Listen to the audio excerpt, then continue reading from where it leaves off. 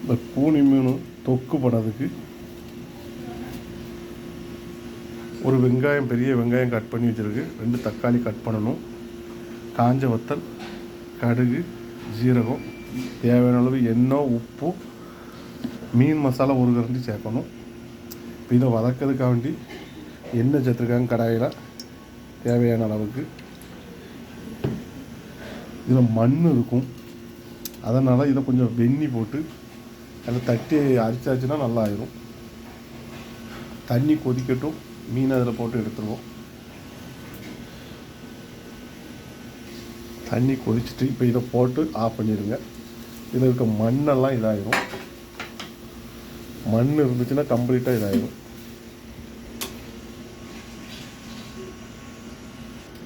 எண்ணெய் காஞ்சிட்டு கடுகு ஜீரகம் சேர்த்துருக்காங்க, காஞ்ச வத்தல் சேர்த்துருக்காங்க,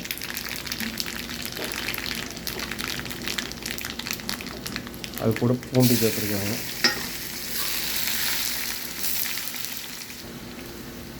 வெங்காயம் சேர்த்துருக்காங்க.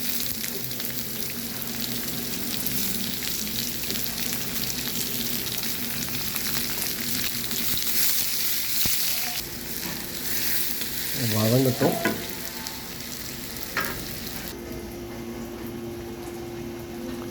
இந்த மாதிரி வெந்நியில் போட்டு எடுத்தாச்சுன்னா மண் எது இருந்தாலும் வந்துடும். இந்த மாதிரி அரிச்சு எடுத்தாச்சுன்னா வெங்காயம் நல்லா வதங்கிட்டு இப்போ தக்காளி சேர்த்துருக்காங்க.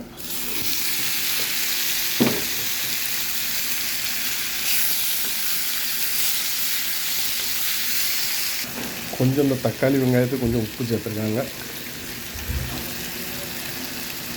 உப்பு சேர்த்து ஒரு கிண்டு கிண்டுங்க.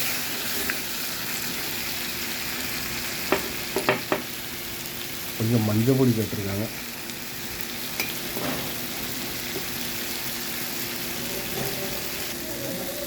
தக்காளி நல்லா உடஞ்சிட்டு இப்போ மீன் மசாலா ஒரு அரை கம்பி சேர்த்துருக்காங்க.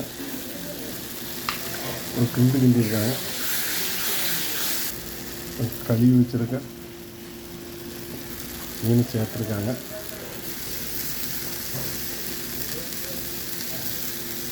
ஒரு கிண்டு கிண்டுங்க.